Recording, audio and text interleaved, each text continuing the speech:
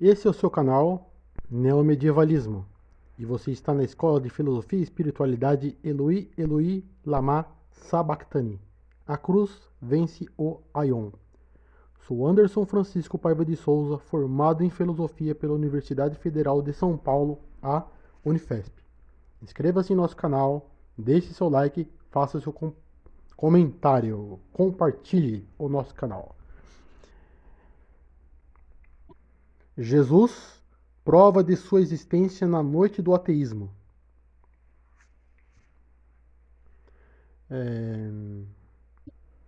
João Batista disse uma das frases mais grosseiras do Novo Testamento e de toda a Bíblia para Jesus. Ele disse: Se você é aquele que havia, é você aquele que havia de vir, ou esperamos outro? Isso é uma espécie de ateísmo. Não um ateísmo filosófico, não um ateísmo que nega a existência de Deus. É uma espécie de ceticismo. Mas aqui eu vou colocar como ateísmo, mesmo sabendo que o ateísmo é a negação de que Deus existe. João Batista não está negando que Deus existe. Ele está tendo uma experiência de noite e de ceticismo. Mas eu vou chamar isso de ateísmo como uma noite para o próprio cristão, né? Porque o ateísmo ele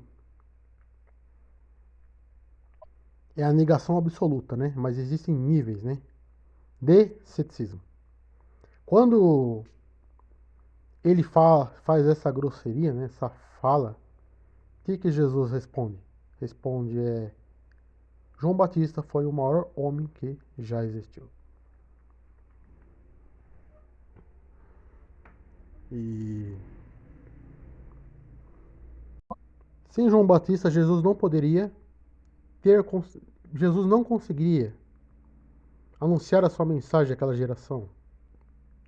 Porque os fariseus estavam convencidos que a lei salva e que você, sendo mais rigoroso no cumprimento da lei, mais rigoroso do que ela mesma afirma, você se torna mais próximo de Deus. Sendo que o entendimento que o próprio Davi, rei Davi, vai expressar é o de que Jesus habita com aquele que é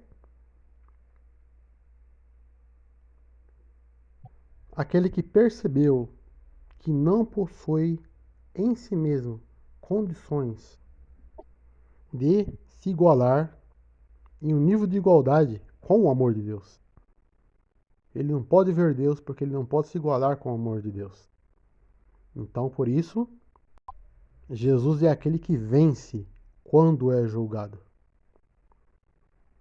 Ele habita com aquele que está arrependido por ter fracassado em se igualar em amor a um amor absoluto, a um amor infinito. Salmo 51. Jesus vai dizer que João Batista é o maior homem que já existiu, porque João Batista ele estava nivelando os caminhos. E tem a ver com a perspectiva de Davi, que é esse arrependimento, ou contrição, ou quebrantamento, não é um remorso assim, no sentido forte da palavra, não um remorso como usualmente essa palavra costuma expressar. É um certo sentimento de que a natureza amorosa de Deus ela está tão acima do ser humano que o homem ele se sente um nada quando ele contempla esse amor. Então, por isso ele fala, santidade ele está muito acima. Santidade, justiça, mas o amor que é derramado de uma forma absoluta ao homem e o homem sempre acaba falhando em correspondê-lo. Por isso, o arrependimento. Por isso que quando você olha um quadro assim da crucificação, quando você faz um estudo da crucificação, e você entende que o Deus infinito estava ali, você está entendendo o seguinte: a experiência do Jesus crucificado não é de um Deus todo-poderoso que está na cruz, né? É de um Deus enfraquecido. É o Jesus enfraquecido. Portanto, maior dor, maior sofrimento, tanto psicológica quanto no corpo, quanto na alma.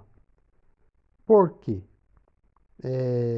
Se você agride, ninguém se emociona muito quando vê dois ladrões crucificados, um de um lado e outro do lado de Jesus. Mas quando você olha para a experiência de Jesus, você está tendo a perspectiva de que a inocência de Jesus, que ele se entrega voluntariamente, como ele vai dizer, né? Talvez a frase mais bela de toda a Escritura. Talvez a frase mais bela de toda a Bíblia, né? De toda a Escritura. Ninguém tira minha vida, eu mesmo a dou livremente. João 10. Por minha vontade, eu mesmo a dou livremente. Quando o homem que possui um amor finito olha para essa perspectiva que o Deus que está ali é um Deus enfraquecido, é um Deus que sofre, que tem capacidade de sofrer mais do que o homem. Por quê? Se você é um humano e está andando numa terra como a nossa, num mundo como o nosso, esse é o nosso mundo natural. Mas para alguém que é o próprio Deus, habitar no mundo como o nosso, passar por aquelas experiências, como do próprio deserto, ficar 40 dias sem comer, já ficou 40 dias sem comer? E passar por essa experiência da crucificação, nesse Deus vai ter um impacto muito maior do que no homem, porque ali é o Deus enfraquecido, o Deus que conhecia o conforto da eternidade. Quando Jesus fala na sua oração sacerdotal que ele tinha saudades daquela glória que ele compartilhava com o Pai, que é o amor da Trindade. Deus derrama o seu amor para o Filho e o Filho devolve esse amor para o Pai. E esse amor é o Espírito Santo. É a pessoa do Espírito Santo. Assim entendem os místicos a Trindade. O Pai derrama o seu amor para o Filho. E o Filho devolve esse amor para o Pai. E esse amor é o Espírito Santo, que é uma pessoa. Isso é gerado eternamente, desde a eternidade. Nunca houve um princípio. É eterno, é uma geração eterna. Jesus ele é arrancado, ele não julgou esse amor algo ao qual ele tinha que se apegar. Ele preferiu se submeter àquilo que ele falou. Ninguém tira minha vida, eu mesmo a dou livremente. Porque ele estava cumprindo a vontade do Pai. Mas ele estava cumprindo também a sua própria vontade. João 10. Mas aquela geração não tinha como entender isso. Porque aquela geração de Israel, eles estavam apegados à lei. Eles não tinham entendido a perspectiva de Davi. Eles estavam sobre a perspectiva dos fariseus. Então eles precisavam ter um arrependimento. Por isso que João Batista ele pregou esse arrependimento, o batismo de arrependimento, para que eles pudessem fazer ações dignas de pessoas que sabem que a lei não resolveu o problema. Só aí então Jesus poderia entrar na história, iniciar seu ministério e ser batizado pelo próprio João Batista, né? Então João Batista ele conhecia Jesus. Quando ele fala, você é aquele que haveria de vir ou esperamos outro, ele não estava totalmente convencido do que ele estava falando. É a noite do ateísmo, no caso da experiência do cristão. Não é essa prova da existência de Jesus que nós estamos propondo, não é para o ateu. Para o ateu nós teríamos que ter outro tipo de prova. É para aquele que já entendeu que Jesus é a expressão da realidade no que se refere ao Deus que se manifesta na história continuamente, inclusive através da igreja. Mas ele, quando ele está mergulhado na noite do ceticismo, ele perde a perspectiva desse amor. Ele duvida desse amor. Então ele fala, Deus talvez não exista. Mas não é que as evidências para ele da existência de Deus e de Jesus sejam suficientes. Ele está duvidando do amor de Jesus. E ao duvidar do amor de Deus, ele duvida da sua existência. Como está lá em Israel, né? Quando o povo estava ali no deserto, há um momento que Deus fala que ele carregou aquelas pessoas como se fosse um pai, né? Então Deus estava apontando o problema daqueles murmuradores, porque eles não duvidavam do poder de Deus. As pessoas que estavam no deserto, indo em rumo à Terra Prometida, no caso a formação do Estado de Israel, eles, a nação de Israel, né? Eles sabiam o poder de Deus, mas eles duvidavam do amor de Deus. Por isso, uma espécie de ateísmo.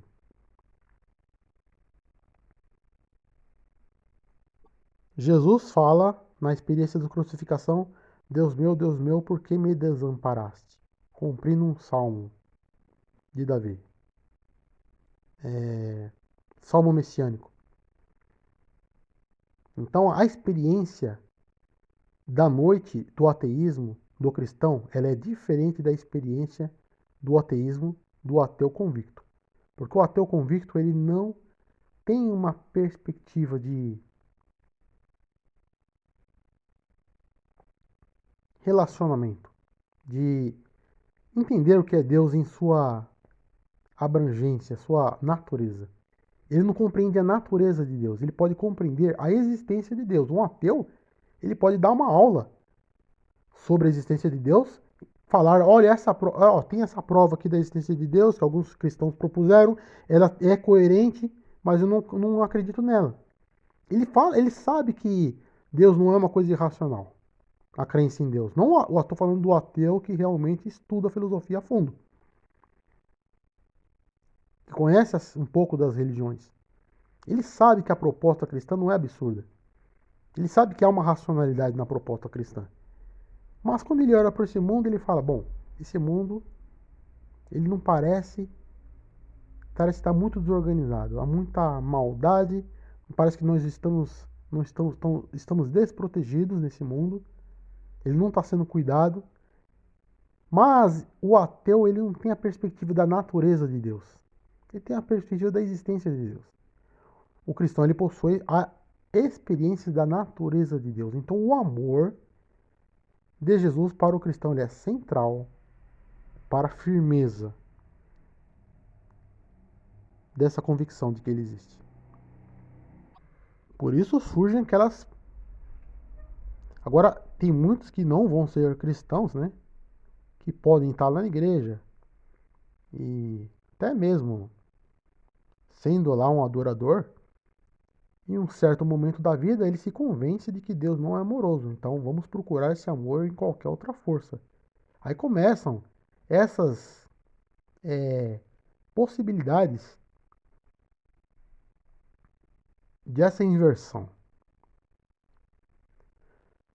Isso não acontece no caso do cristão profundo. Isso não está nem mesmo sobre perspectiva. Não existe nem mesmo a possibilidade de pensar desse modo. Mesmo que ele considere essa possibilidade, ele vai ver logo que ele é tão assim fraca do ponto de vista da lógica, tão fraca do ponto de vista da dignidade humana, da dignidade é, da metafísica, da ética, da ontologia, que ela é muito fraca, muito pouco nobre. Se trataria de um engano, de ser enganado. Mas o que o cristão faz? Bom, eu sei que o amor infinito só pode estar em Deus. E no caso, Deus ele se expressa através de Jesus para este mundo. Mas eu não estou vendo esse amor. Então talvez Deus não exista. de certa forma, sua vocação está como que em xeque.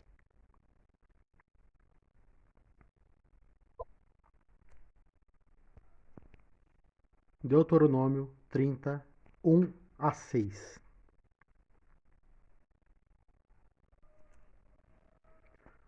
Quando todas essas bênçãos e maldições que coloquei diante de vocês lhes sobrevierem, e elas o atingirem, onde quer que o Senhor, o seu Deus, o dispersar entre as nações, e quando vocês e os seus filhos voltarem para o Senhor, para o seu Deus, e lhe obedecerem de todo o coração e de toda a alma, de acordo com tudo o que hoje lhes ordeno, então o Senhor, o seu Deus, lhes trará restauração e terá compaixão de vocês e os reunirá novamente de todas as nações por onde os tiver espalhado, mesmo que tenham sido levados para a terra mais distante debaixo do céu.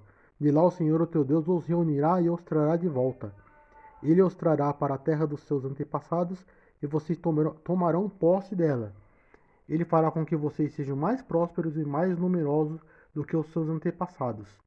O Senhor, o seu Deus, dará um coração fiel a vocês e aos seus descendentes, para que o homem de todo o coração e de toda a alma e viva. Legal, né?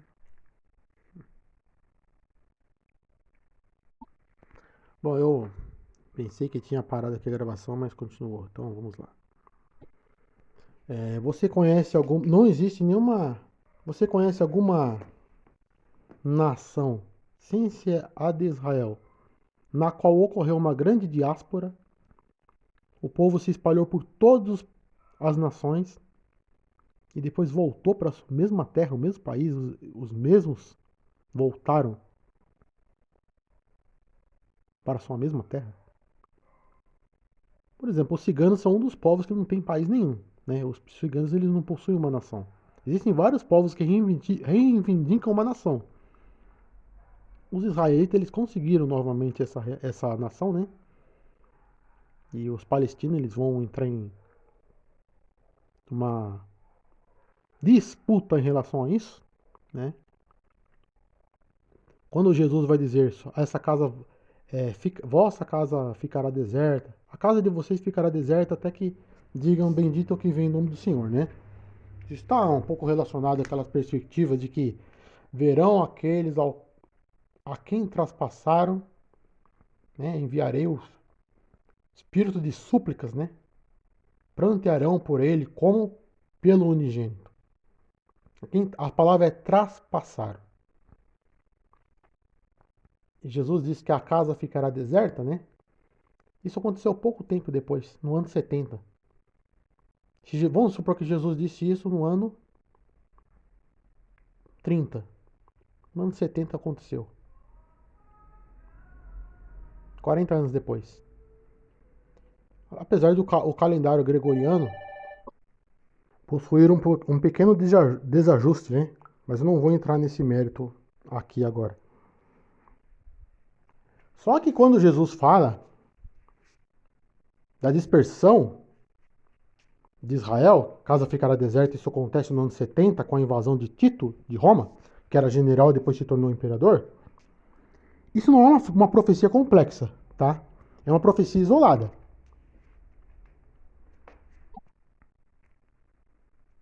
Quando temos Isaías 66, Isaías 66, 8. Quem já viu uma coisa dessas? Quem já viu tais coisas? Pode uma nação nascer num só dia? Ou pode se dar à luz um povo num instante? Pois Sião ainda estava em trabalho de parto, e deu à luz seus filhos. Mas já não existia a nação de Israel? Então ele está falando do futuro, né? Nascer em um só dia. Sião estava em trabalho de parto e deu à luz aos seus filhos, né? Bom, em 1948 foi formado o Estado de Israel. Nunca houve uma nação na qual houve uma diáspora e todos os povos se espalharam por todos os lugares. Os judeus eles foram odiados como poucos povos na história. Em vários lugares, todos os lugares que eles foram espalhados, eles sempre prosperaram. E quando eles voltam para a sua nação, Quando Israel é formado, né, depois vai ter a Guerra dos 6 Dias, em 1967, Israel vai ser atacado por Síria, Egito, Jordânia, Iraque e apoiado por Kuwait, Arábia Saudita, Argélia e Sudão. Israel ele vai vencer sozinho essa guerra. Vai ser uma resposta devastadora.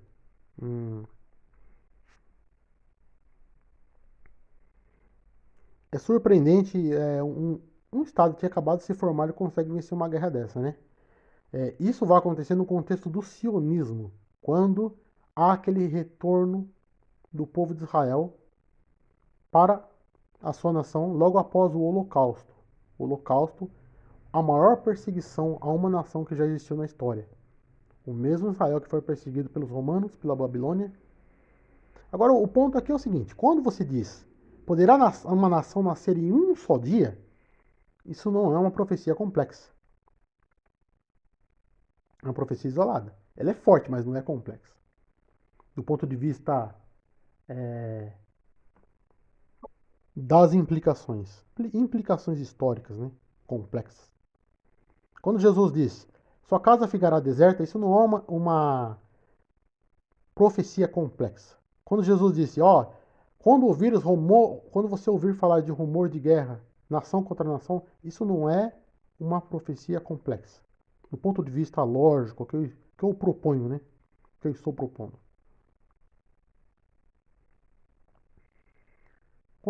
Aquela profecia de Zacarias. Olharão aquele a quem traspassaram e prantearão por ele como pelo unigênito. Não é uma profecia complexa. Quando Davi diz, traspassaram minhas mãos e meus pés, é uma profecia forte. Mas ela ainda não é complexa, do ponto de vista de suas implicações. Porque quando você fala, traspassaram minhas mãos e meus pés, o que os teólogos judeus vão propor? Bom, na língua original, em hebraico, essa frase também pode significar cercaram-me como leão, ou cercaram minhas mãos como leão, ou cercaram-me como leão. Você pode traduzir também assim, essa é a frase mais natural. Então, se você chegar num ateu e falar, olha, você concorda com a proposta dos judeus? Ele pode falar, bom, concordo. É igual os leões mesmo. Cercaram minha mão como um leão. Talvez ele fale isso. Embora eu acredite que talvez nem todo ateu vai dizer isso, né? Mas o judeu irá dizer. Aqueles que se opõem ao fato de que Jesus seja o Messias, ou que seja Deus, ou que seja o Messias, eles vão rejeitar essa possibilidade de que foi traspassado. Só que a frase fica muito sem sentido, né? Cercaram minhas mãos como um leão. Cercaram-me como um leão. Mas não são profecias complexas. Mas são profecias que dão suporte a uma profecia complexa.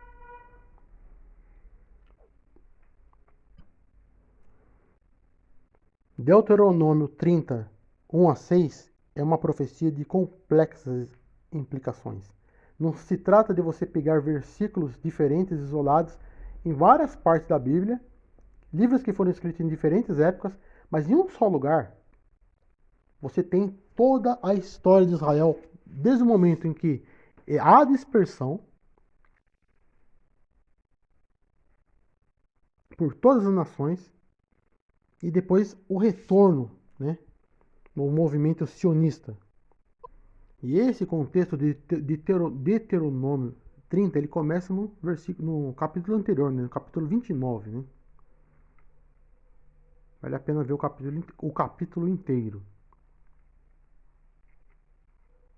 Mas o Deuteronômio 29, 19 a 28, né?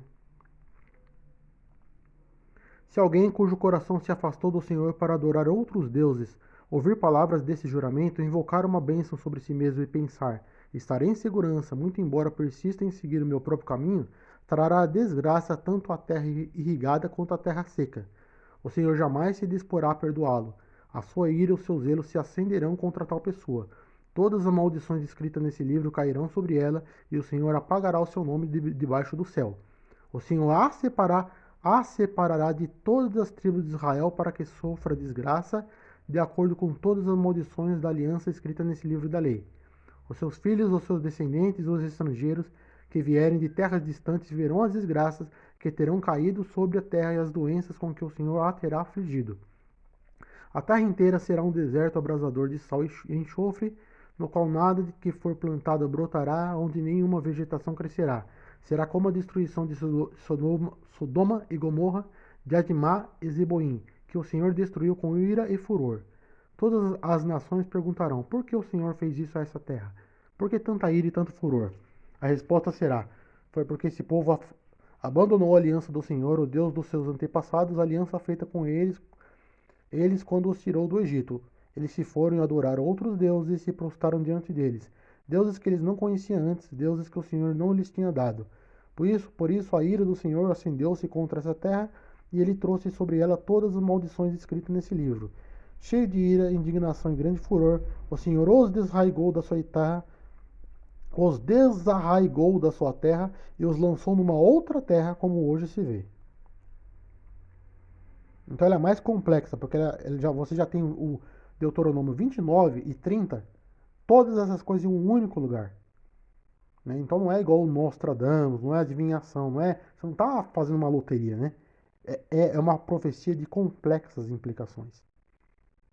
Se você for ler todo o texto. Ali tem a ver com a própria filosofia da história, né? Vamos dizer que 4.000 anos atrás já se sabia que aconteceria a diáspora e o sionismo, o retorno à terra. Nunca houve isso com uma outra nação. Mas essa profecia, esses acontecimentos estão em um lugar só. Você não está selecionando várias passagens dos livros canônicos. Está em um só lugar. Por isso é uma profecia de complexas implicações. Se você afirmar que isso foi falado por meio de uma sorte, foi uma sorte ou um acaso ou uma coincidência, bom, é que o seu pressuposto ele é cético. O seu pressuposto. O problema não é com a prova que está aqui, o problema é com o seu pressuposto. Você já parte do pressuposto de que não pode haver uma profecia que cumpra o que o Deus transcendente está propondo nesse contexto. O problema não é com a prova, é com o seu axioma. Com aquilo que você considera básico.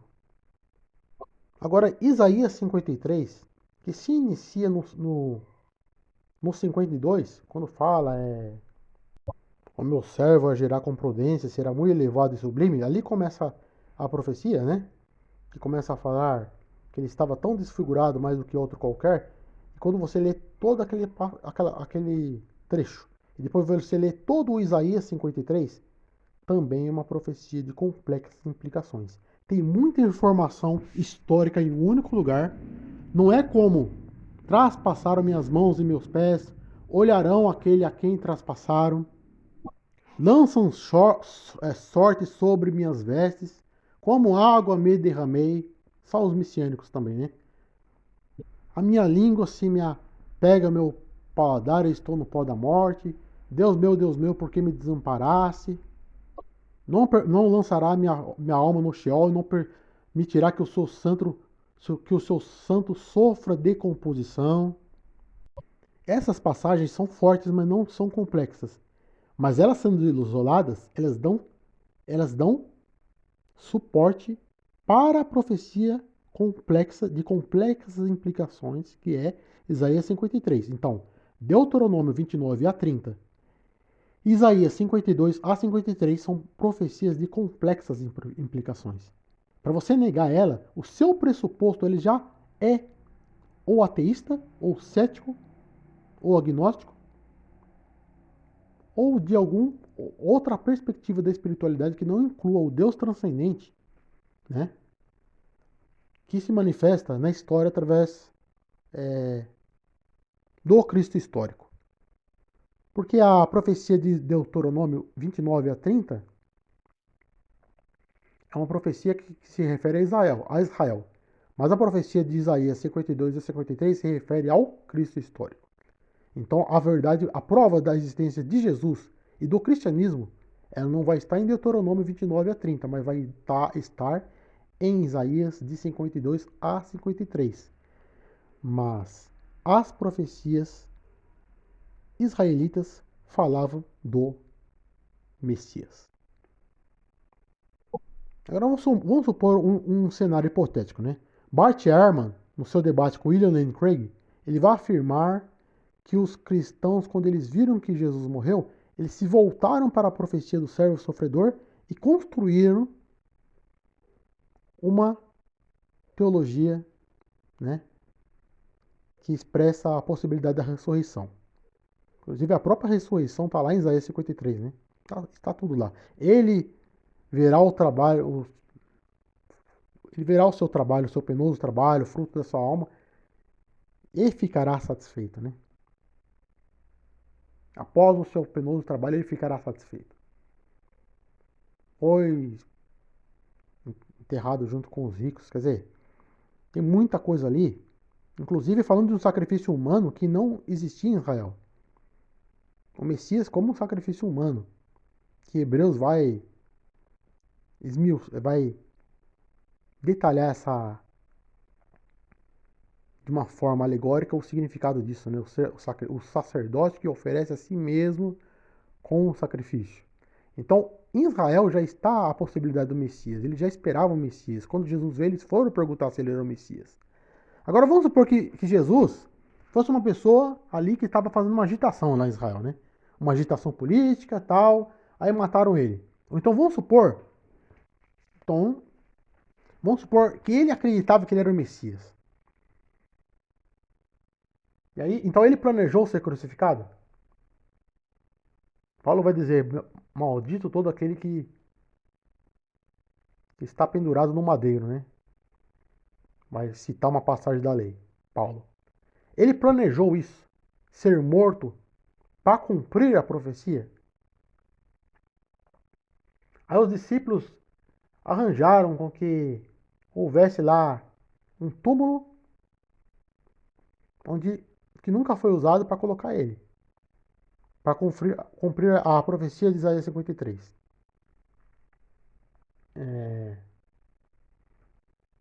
Jesus já sabia que seria morto, ele queria cumprir a profecia, ele acreditava nisso.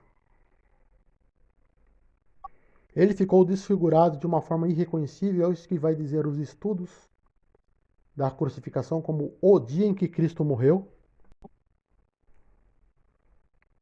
De Jim Bishop, um médico que estudou como que era o método da crucificação e como era o método do açoite, né? Que Jesus sentiu dores inimagináveis naqueles momentos, né? Uma das piores tipos de morte que existia na época. O pior tipo de morte que existia na época, os romanos, né? Então Jesus ele planejou isso para cumprir a profecia de Isaías, que incluía que ele estava tão desfigurado que mais do que com outro qualquer, né? Aí tem aquelas profecias que não são de complexas implicações, mas dão suporte para a profecia de 52, Isaías 52 e 53. Por exemplo, o povo que estava na sombra da morte viu na Galileia uma grande luz. Então Jesus planejou morar na Galileia. Porque que Jesus morou ali é um fato histórico, né? É muito difícil um historiador contestar que Jesus morou naquela região da Galileia, que ele viveu ali, que ele pregou ali, né? Então ele planejou também, quando Isaías vai falar que Jesus ele é Deus forte, ele é Pai da eternidade, quando tem aquelas profecias como de Miqueias, né? Que suas raízes são desde a eternidade, então ele está querendo também afirmar que ele é Deus para cumprir essas profecias messiânicas da divindade. Por isso que ele vai dizer que ele e o Pai são um, né? Quem vê a mim vê ao Pai. Antes que Abraão existisse, eu sou significa o Deus transcendente. Aí por isso que eles vão se apedrejar ele, que ele se dizia Deus. Quer dizer, então ele estava querendo cumprir a profecia da divindade do Messias. E ele planejou morar na Galileia para cumprir essa profecia. Aos discípulos eles conseguiram com que ele fosse enterrado em um sepulcro novo, que nunca foi usado, de um homem rico. Aí uma pessoa pode falar, um historiador, bom, essa história, por exemplo, do sepulcro novo, foi uma invenção dos judeus para cumprir a profecia. Mas os judeus eles tiveram tempo para articular uma história tão complexa como essa? Porque a profecia de Isaías 53 é algo que já é dado. Se não fosse algo dado, Jesus ele não poderia cumprir. É algo que já está ali. É uma coisa complexa. Não é fácil você reunir todas as circunstâncias para cumprir uma profecia como aquela. Vamos supor que um dia eu falo, eu moro no Brasil, eu falo, um dia um muçulmano será presidente do Brasil. Eu falo isso. Isso é uma coisa provável? No contexto da cultura brasileira? Não. Aí vamos supor que um dia um muçulmano vem para o Brasil e consegue se eleger presidente para cumprir o que eu falei.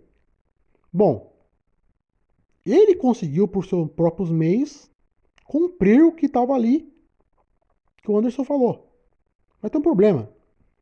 É provável, é fácil você conseguir cumprir isso. Esse é o primeiro problema. É fácil você, um muçulmano, conseguir se tornar presidente do Brasil?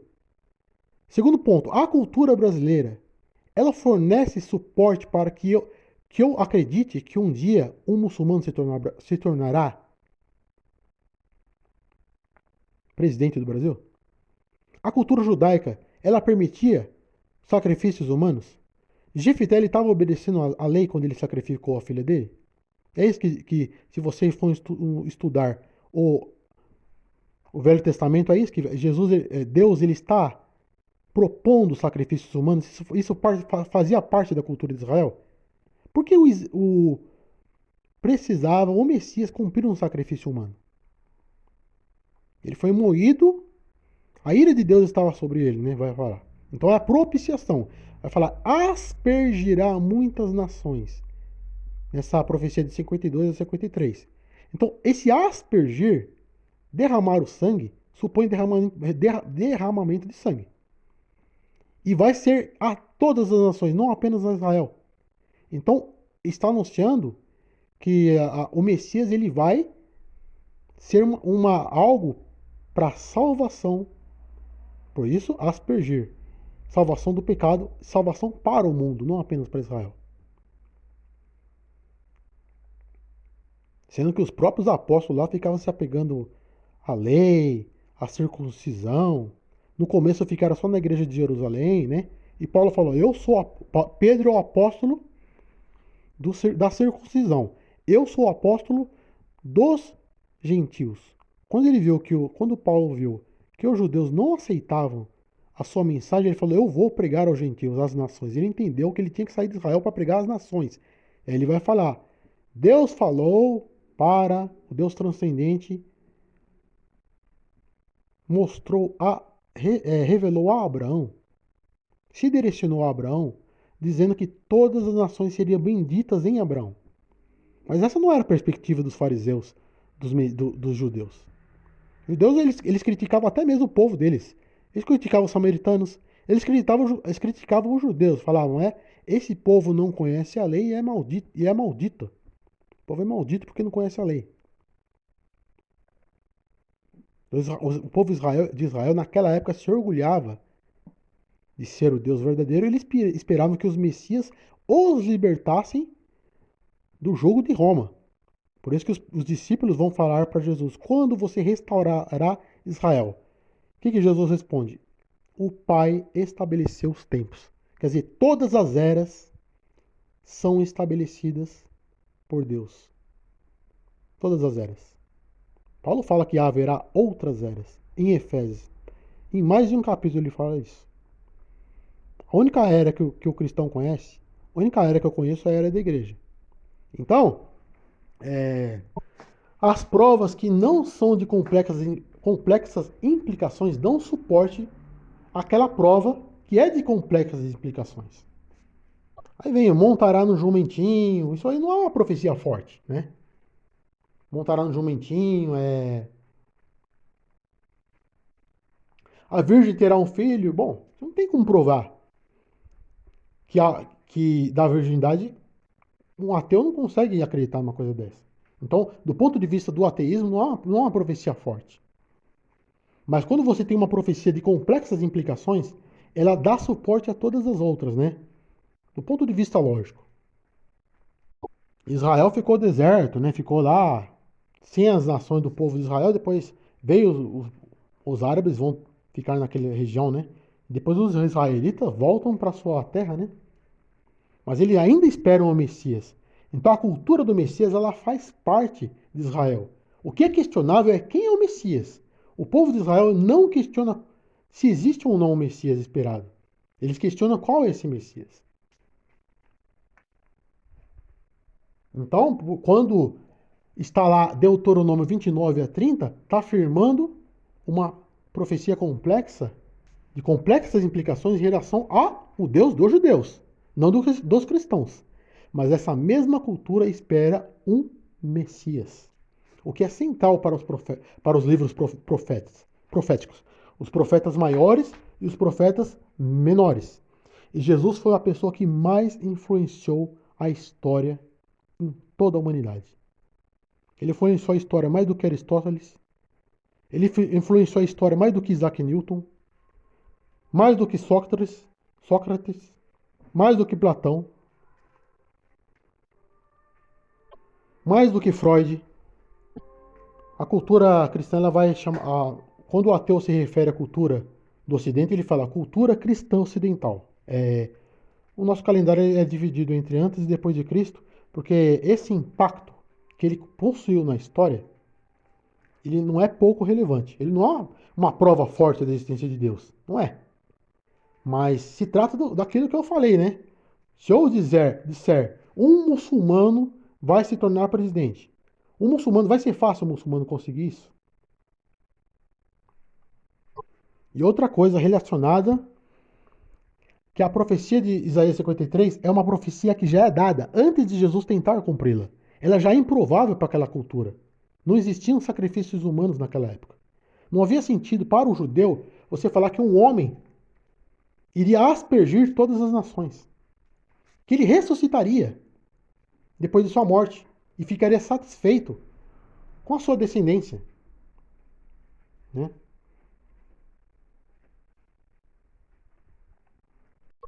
Quando fala homem de dores, né?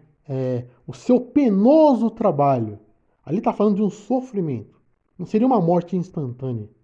Por exemplo, Paulo foi decapitado. Não, seria uma morte dolorosa.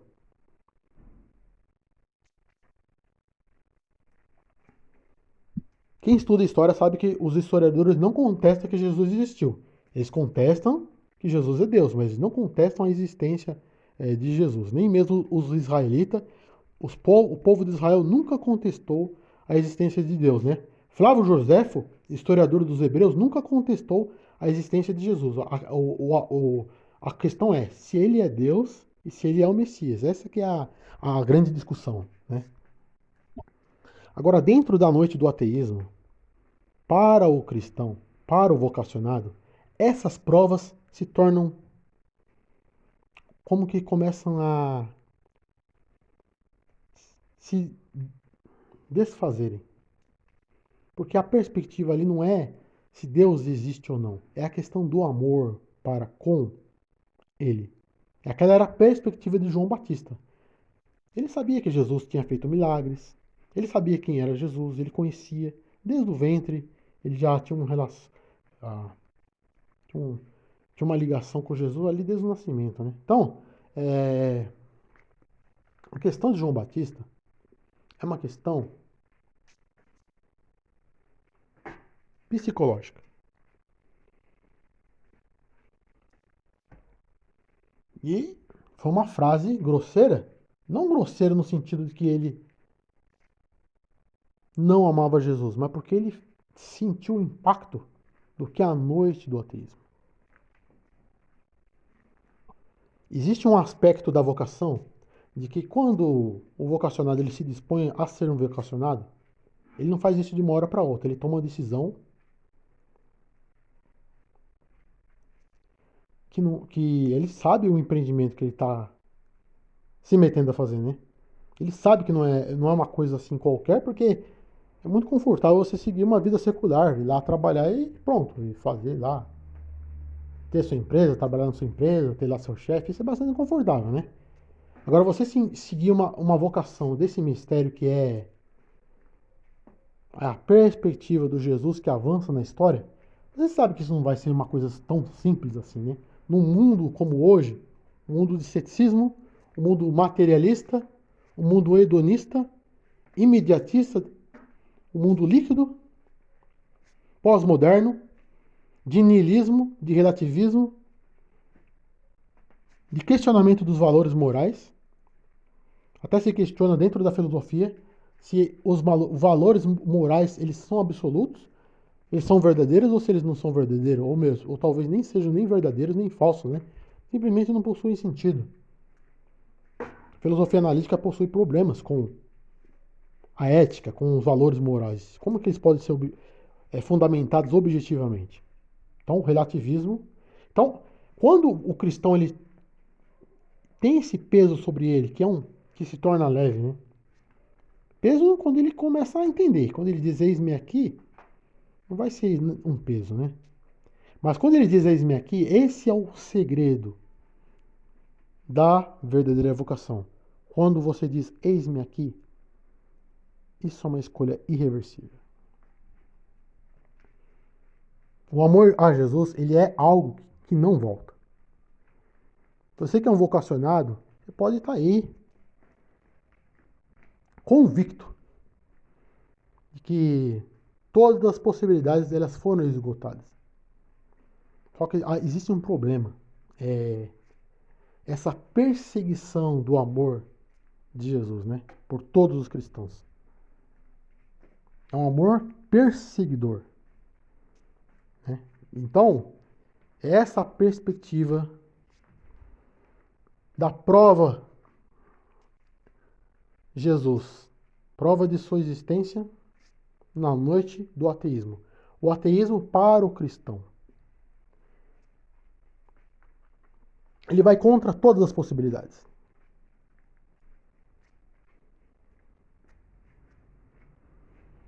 É aquela experiência de que ele está imerso no mistério da Trindade, no mistério da Igreja e no amor infinito de Jesus.